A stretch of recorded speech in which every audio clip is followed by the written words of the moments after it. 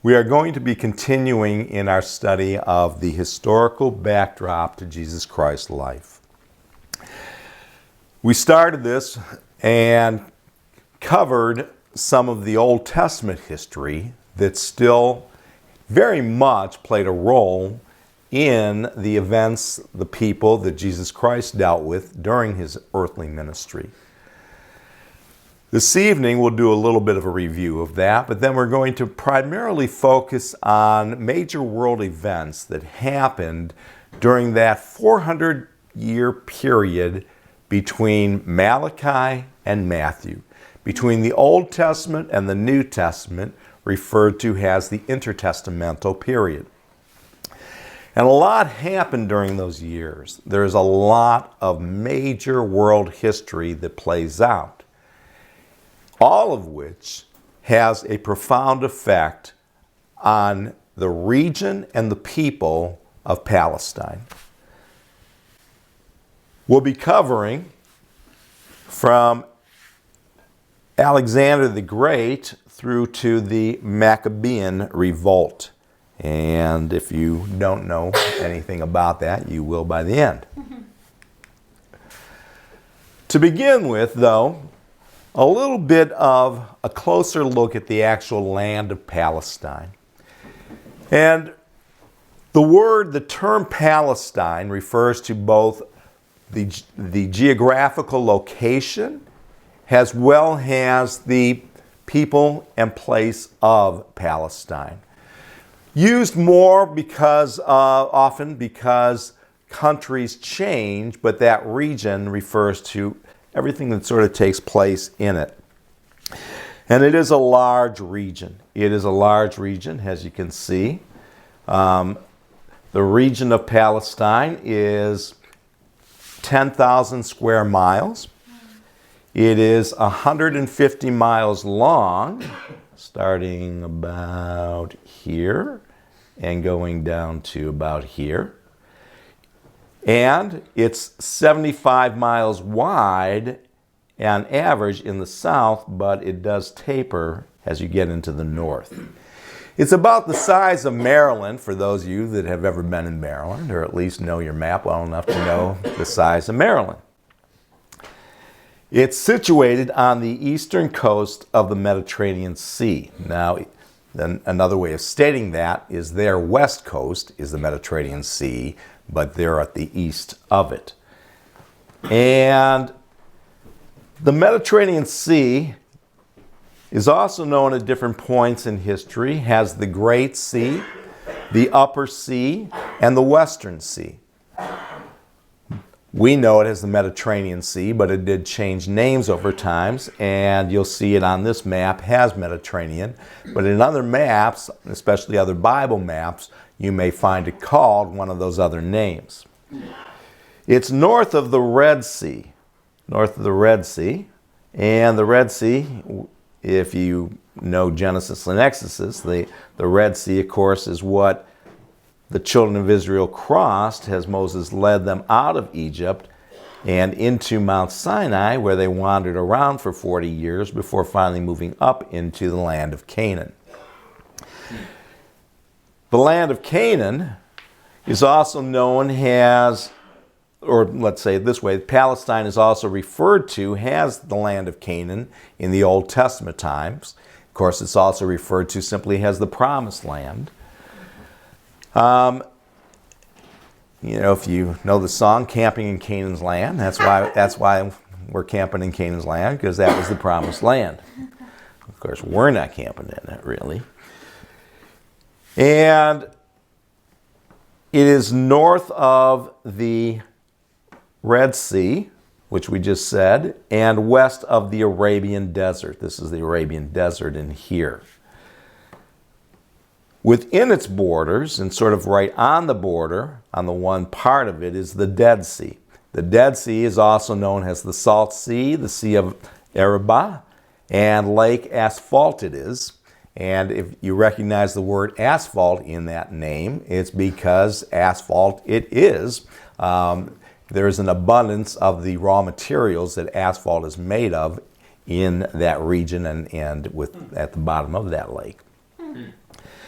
It's a region that is written about by everyone as having beautiful scenery, fertile soil that produces all kinds of different fruit and vegetables, a changing topography from mountains to deserts to seas.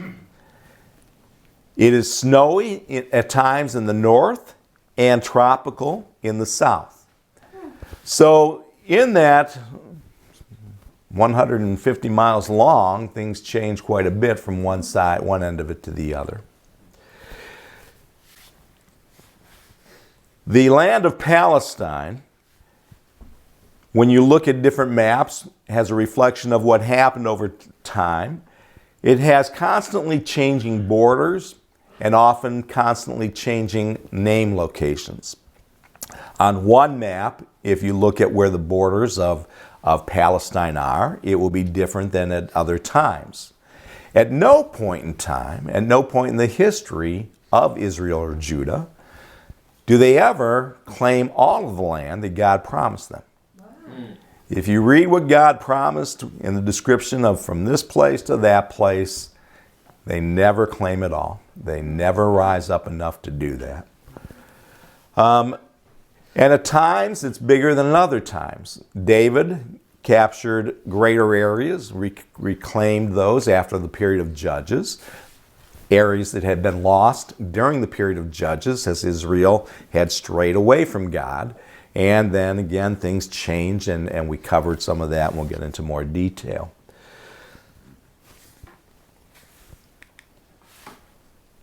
We talked last week about the divided kingdom. And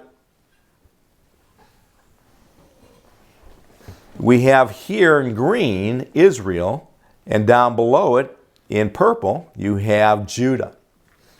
And those are the two kingdoms. Israel, as we mentioned, as we talked about, was made up of 10 of the tribes. Judah was made up of 2 of the tribes, Judah and Benjamin. And something I did want to point out and talk about last time is although Jesus was of the tribe of Judah and born in Bethlehem, which is too small on the map for me to spot, but he grew up where he spent his life growing up is in the region of Galilee. And Nazareth in Galilee, which is up here in the north in Israel. So he didn't live in the area that Judah was originally given. He grew up and spent most of his time in Galilee. Galilee is easy to recognize or spot on any map if you make just the connection with the Sea of Galilee, which is on the border. It's in that region. And that's one of the things that's easy to find. And when you're looking at maps, one thing I would encourage you to do is begin by locating and identifying the major bodies of water. Because although borders and city names and places constantly change, the major waters don't. So the Dead Sea is always going to be there, whether it's called the Salt Sea or the Dead Sea.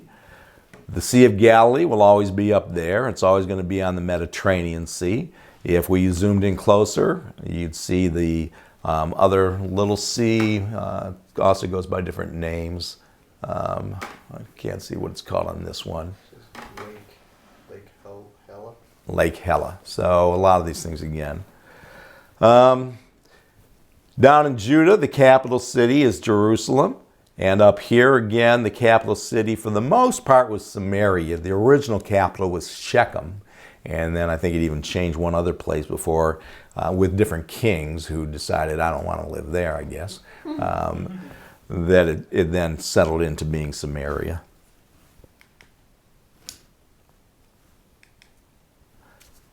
We also covered last week the Assyrian and Babylonian captivities. I'm not going to go back into this in any real detail, but just to show you again on the map that Israel, looking here on the map from Samaria, the capital, they went up into Assyria. They were captive and taken into there, whereas many, many years later, like 120 years later, Judah, with its capital in Jerusalem, was taken captive into Babylon. Now, something you may not be aware of is by the time Judah's taken captive into Babylon, Babylon has defeated Assyria. So Babylon originally is part of Assyria. They're part of that region. And at some point, they just rise up and defeat the rest of Assyria and take it over. And so they're just kind of swallowed up. And you have, again, just this one kingdom or empire overtaking another. And it wasn't too much longer after Babylon had taken over Judah and carried them captive that King Cyrus of Persia defeats the Babylonians and takes over that area. And look at the size of the Persian Empire. And it stretches all the way up here into the area of Greece and Macedonia, Thrace at that time in Macedonia, the area of Asia Minor, which is modern-day Turkey and one or two others, all the way down through the area of Syria, through Palestine, down into Egypt and northern Africa, and as far west as all the way through this entire region, which it was Persia, but as far as the border of India. So the Persian Empire was huge, huge. And Cyrus was quite the conqueror. And Cyrus was also a very benevolent conqueror. He's the one that then allows Judah to return to the promised land, to return to the land of Canaan, Palestine. And we talked about this in some detail last time. That began in 538 BC. And when they started returning in 538 BC, that was with the plan of rebuilding the temple. And they began rebuilding it at that time, but they kind of stalled in their project. You know, if you've ever had somebody that started a job and took a long time to finish it, it doesn't compare to these guys with building the temple. And you had two of the prophets and two of the books of the Old Testament, Haggai and Zechariah, constantly exhorting these guys to, you know, get back to it. You kind of got distracted. You're fixing up your own houses. You're making a nice place for yourself, but that's not what we came here for. We came to rebuild the temple. Get back to it. Ezra leads the second group in 458 BC, and then Nehemiah in 444. All of these things occur, and that's all when Cyrus was over them. Now, they return to the promised land. They return at different times, but they are still under, overall, the Persian Empire. It's not like they are completely an independent country at that time. Cyrus let them go back. They set up their own local government, but they are still under the Persian Empire under Cyrus and others after him. And that continues until we get to the time of Alexander the Great. Before getting into the details about Alexander the Great and his conquest, notice here that we're looking at in terms of the area of Alexander the Great's conquest, essentially the same area that we just saw with the Persian Empire. It goes down, starting in that same area of Macedon and going through the same area of Asia Minor, Palestine, Egypt, North Africa, going through these other lands till you get to the borderline of India. Alexander, well, to give you a little, before I get into Alexander himself, all of Alexander's conquests really begin with his father, Philip II of Macedon. Macedon, or the region of Macedonia, was not one of the great city-states of Greece. You probably have heard of Athens and Sparta, and perhaps others like Corinth and Thebes. But the great city-states, especially Athens and Sparta, they kind of considered Macedon, which was its own little territory, as just out in the sticks, not even worth bothering with. They considered the people of Macedon just barely civilized, sort of barbarians, and never considered them much of any threat. That was until Philip II of Macedon changes all that. And Philip was quite the conqueror. He invents great weapons of warfare, some pretty cool things. He invents this thing to lay siege, where it's these towers. When he come across a city that had big walls, and they had these towers that they'd roll right up to the wall, and they'd climb up there and just go up right over the top. Battering rams, a lot of these things. He was the one that first used that stuff. And he, during that time, was successful in conquering the region of going basically all of what is Greece. And then he has a big parade to celebrate his victory. And as they're doing the parade to celebrate, he's stabbed in the back by his bodyguard. Now, talk about hiring the wrong guy for the job, right?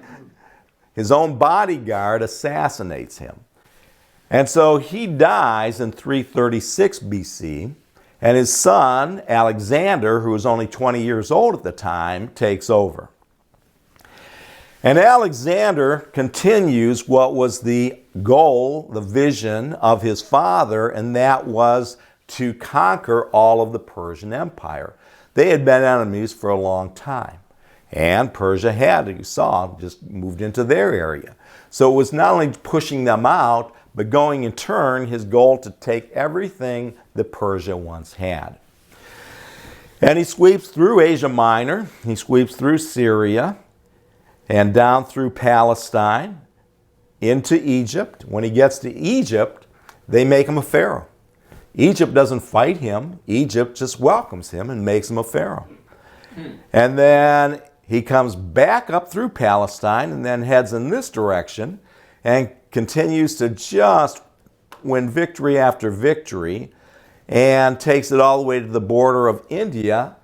Alexander wanted to keep going into India, but after a couple of hard-fought battles, his men said, you know, I think we've had enough. We don't want to keep going.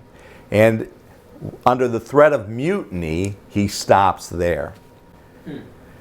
And then shortly after that time, he's stricken by a fever and dies at the age of 32 in 323 BC. Wow. Now, why is Alexander the Great talked about so much more than the Persians, when essentially they covered the same ground? Because beyond simply conquering territory, Alexander the Great's goal was to spread Greek culture. What's referred to, the spread of Greek language and culture, is referred to as Hellenism. And the effect of that lasted far, far beyond Alexander's life and far beyond all of the original land that he conquered. That effect of so spreading Greek culture is why Alexander is so important in history. And what the problem gets to when we come to the region of Palestine, but we'll get into that in a little bit here. After Alexander's death, four of his leading generals, 7 of them originally, but it pretty quickly gets whittled down to 4, Cassander, Ptolemy, Antigonus, and Seleucus. They fight over his territory. When asked who should succeed you, his answer was the strongest. So that pretty much set up that fight. Cassander initially takes over the region of Macedon, killing Alexander's widow and any of his surviving children to do so. But he doesn't last long. Antigonus ends up defeating him, and he ends up ruling this area. Seleucus ends up with the largest territory here in the north. this whole area through Asia Minor all the way up to the border of India. Ptolemy takes the southern territory through Palestine down into Egypt. And he is the ancestor of Cleopatra. Cleopatra, who shows up in Roman times, was by bloodline a Greek. And this all is all settled in by 320. So we had seen 323 was when Alexander died. By 320, everything's kind of divided up, and it stays that way for some time. So that means that initially, from 320 BC to 198 BC, Palestine was part of the Ptolemaic area, their kingdom. And the Ptolemies were mild rulers. They made no attempt to interfere with the religious beliefs or practices of their subjects. So long as everything was peaceful, they just let them do what they wanted. And in most matters, they were governed by their own priest. Their own high priest was, at that time, who governed them. You have what's called a theocracy. Most of that period is characterized by peace and security. But everything changes very drastically for them in 198 BC after a Seleucid ruler, Antiochus III, captures Palestine following a long series of conflicts. These guys had been a lot of border skirmishes for a long time, and Palestine being right between those two kingdoms, it was where the real fight was for. And eventually, under Antiochus III, it switches from being under the Ptolemies to the Seleucids. Some people say it one way, some say it another. So now, under the Seleucids, they're part of this area of the north. And like Alexander the Great, the Seleucids pushed Greek language and Greek culture. They wanted everybody to basically be part of this unified empire, to say the same language, to have the same culture, to have the same gods. And most of their subjects really couldn't care less because they already had so many gods. What's the difference? We'll just call those our gods their gods or whatever. But that's not the case when it comes to the region of Palestine. There was, during this period, a growing party in Israel who favored this Hellenistic movement and were perfectly willing to abandon their culture, including many prominent and wealthy Jews. The priest in Jerusalem took a leading role in the spread of Hellenism. But there rose up an opposing party called the Hasidians. And you may recognize that word, Hasidic Jews. No direct connection, but just as the Hasidians were very strict and pious, so the Hasidic Jews of modern day have fashioned themselves in that mold. And they strongly resist Hellenization. Now that again is uncommon among the subject peoples of the Seleucids. The Hasidians, which translates into the pious, by the way, they consider the Hellenistic Jews traitors. The ones, the wealthy, the priests, the ones that backed this Hellenization, this abandonment of their own God for the gods of these people and their language, they consider them traitors, and there's a real growing tension between them. And those tensions really explode when the next leader comes in, Antiochus IV, who surnames himself Epiphanes. And Epiphanes means manifest God. So he said, basically, I'm Antiochus, the manifest God, was what he went around calling himself. He succeeded to the throne, the Seleucid throne, in 175 BC. And for the first time in history, there is widespread religious persecution. His position is you either convert or we will exterminate you.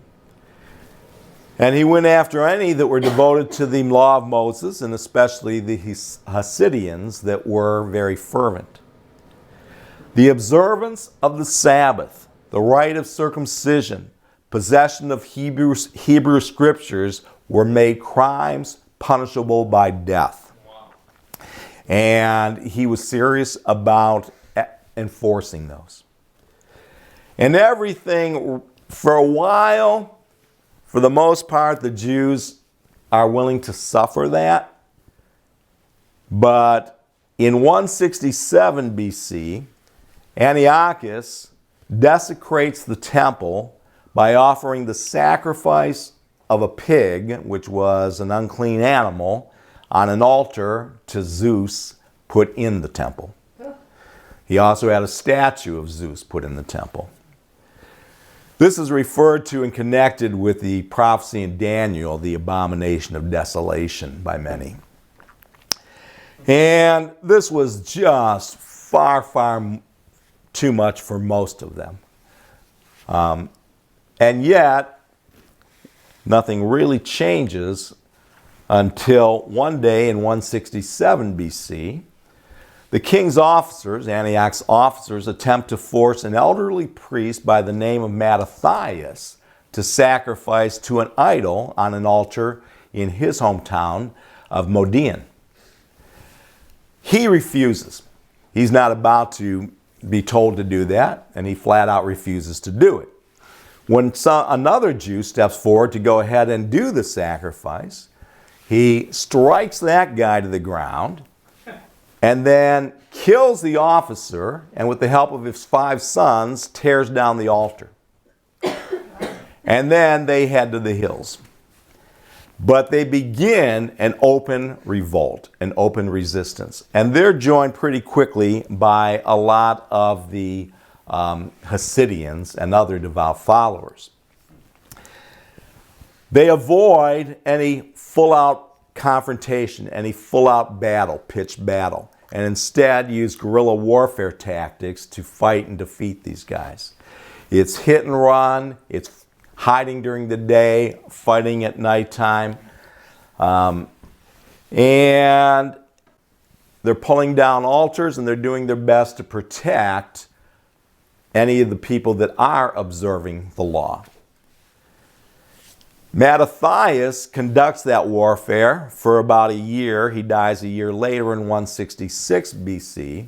And before he died, he appointed his third of those 5 sons, Judas, to lead the continued revolt.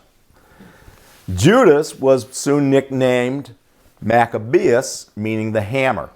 I thought this is the first guy that I heard of that was using those terms, like, Smoking Joe Fraser and all the other ones that give themselves some name. Well, he was Judas the Hammer. And he called his followers as he led them into battle to, even though they were always outnumbered, to remember the days of Gideon and the other ones that were outnumbered, and how God gave them the victory, and that he would do the same for those people at that time. It wasn't unusual in the midst of the battle for him to stop and have everybody pray and read the Torah, which is the Hebrew scriptures of the Pentateuch, the first 5 books. And that's how he conducted things.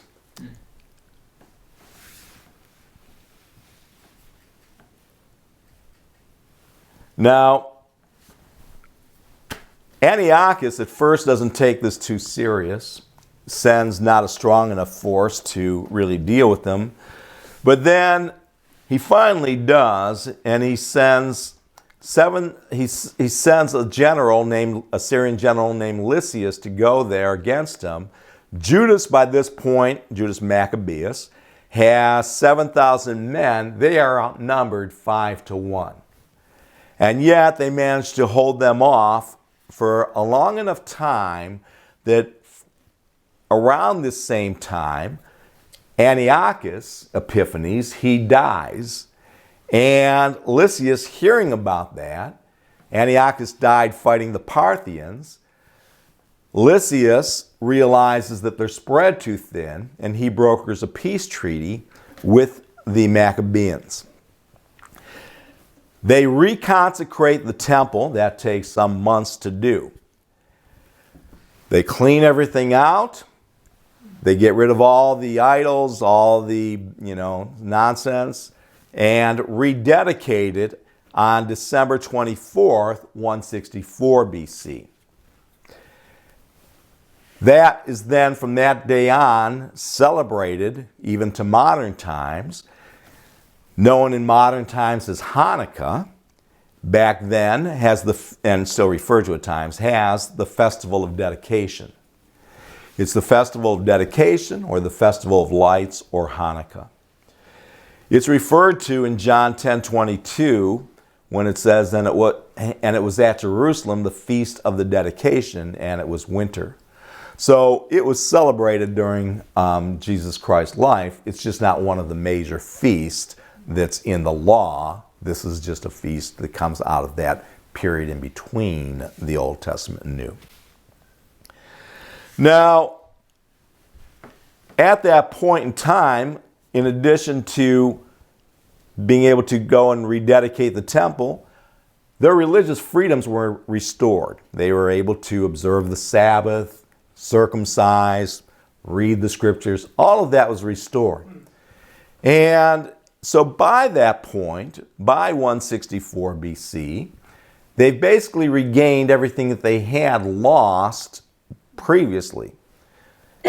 Some felt that should have been enough, but not the Maccabean family, also referred to as the Hasmoneans. They continue to wage a war for complete independence. Judas Maccabeus dies in battle, and then leadership passes to his brother Jonathan, who was already the high priest. And that happens in 160 BC, and that begins the dynasty, the Hasmonean dynasty of high priests. So with that, you have the high priest now, once again, being the ruler over the land. Under Jonathan's leadership, they're left alone. The Syrians, facing their own civil war, basically leave the Jews in peace. In 142 BC, Jonathan is treacherously slain by a Syrian general. And then the last of Mattathias' sons, Simon, takes over. And then King Demetrius II of Syria grants Jews complete political independence. That again happening in 142 BC. And this begins an 80-year period of national freedom, the first time that they've had real independence since the Babylonian captivity in 586 BC. So this is a period of time where, again, they're ruling themselves. They are in an independent country. And they continue that way until you finally end up being under the Romans in 63 BC. During that time, though, you also have, besides the reign of the high priest, you have the rise of two opposing parties that we're familiar with in the Gospels, the Pharisees and Sadducees, and we'll get into more about them next time.